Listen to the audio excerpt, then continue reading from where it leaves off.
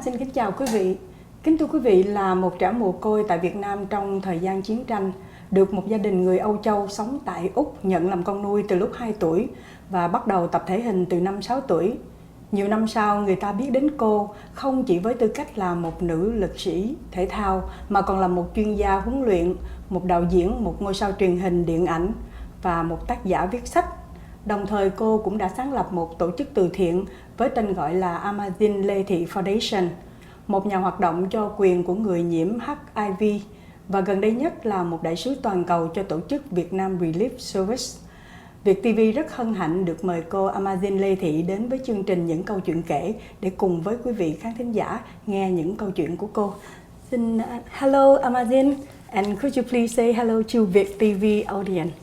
Hi, my name is Amazin Letty. It really is a pleasure to be on Viet TV Canada and to speak to the Vietnamese Canadian community.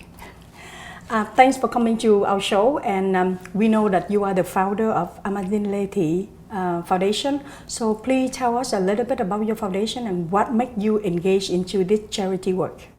You know, I've always been involved in the charitable sector, and the Amazin Letty Foundation is an organisation that I really wanted to start for a very long period of time because I've always been very passionate about giving back to my community and helping children, particularly very marginalised children, through sports and education. And I'm very fortunate to have this platform and the opportunity to be able to do so with my organisation.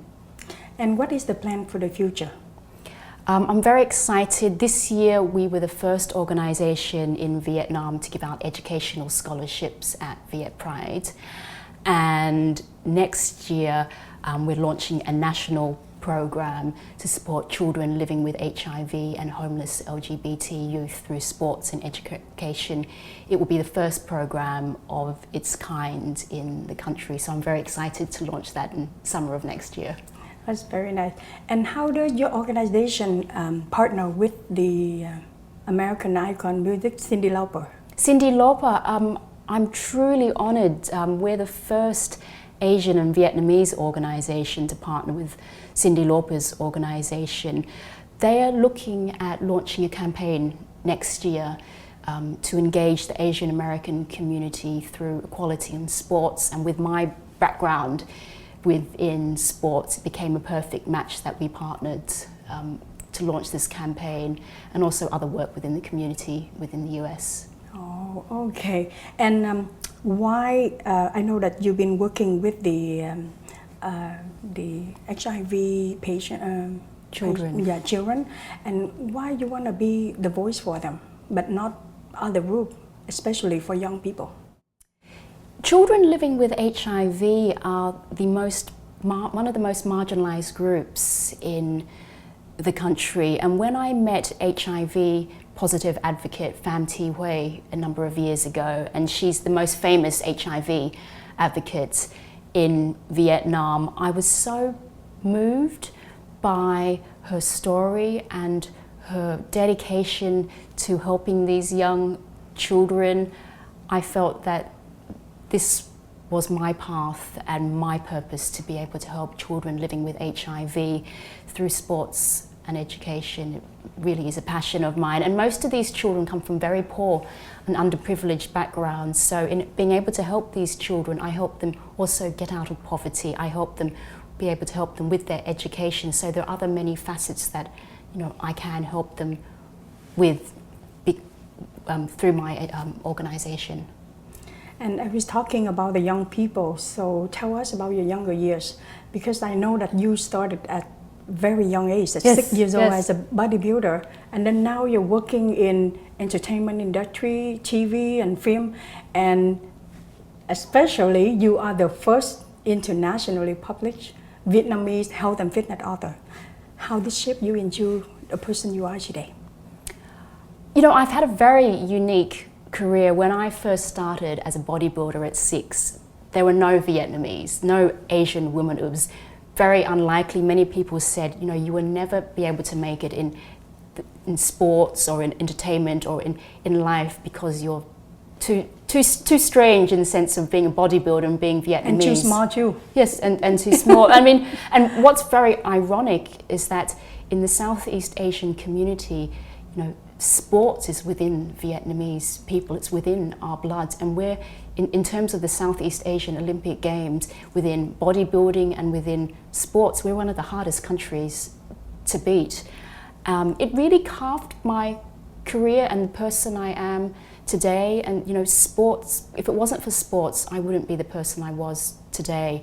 And I think for me, that's why I launched this organization, because I knew what sports and working in the entertainment industry did for me in terms of my confidence and my goals and where I am today. And I know that sports and education is such a fantastic platform for children.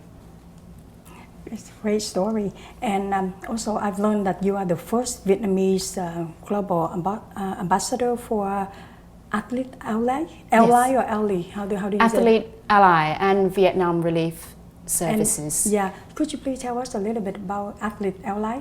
Yes, so I'm very honoured. I'm the first Vietnamese athlete they have on their books as a global ambassador, and it's through my background in sports that they wanted to connect more with the Asian community. And Athlete Ally is a New York-based organisation, and their aim is to end homophobia and transphobia in sports. And my role within this organisation is to engage the Asian community, and particularly the Vietnamese community as well, to promote equality within sports. So I'll be launching a national campaign in the US next year with the True Colours Fund and Athlete Ally to engage the Asian community to promote equality in sports. And I'll be taking this campaign to Canada, Australia, Europe and into Vietnam. It's a very, very busy schedule for you. I do, and along with my role as Global Ambassador for Athlete Ally, I'm also the Global Ambassador for Vietnam Relief Services as well, an organisation based in Vietnam that helps very poor communities and poor children through health and education. So in the north of Vietnam, we've built numerous libraries and provided water filtration tanks to very poor communities in and around the Hanoian area. Then how long you become the ambassador for Athlete Ally and also for the Vietnam Relief Service? So Athlete Ally only very new. I've been their ambassador since 2014, and Vietnam Relief Services, I've been their ambassador to 2012. I think it's very important that, as well as my own organisation, as well as my own voice, to have a platform bigger than myself, and other organisations can provide that platform. My next kind of ambassador goal would be to become a UN AIDS ambassador, so I can promote HIV awareness and supporting children living with an HIV in the Asian community with a larger platform. That's very nice. And then in Vietnam, which city that you, when you go back there and you work in which city? I spend my time in Saigon. Saigon is where I was from.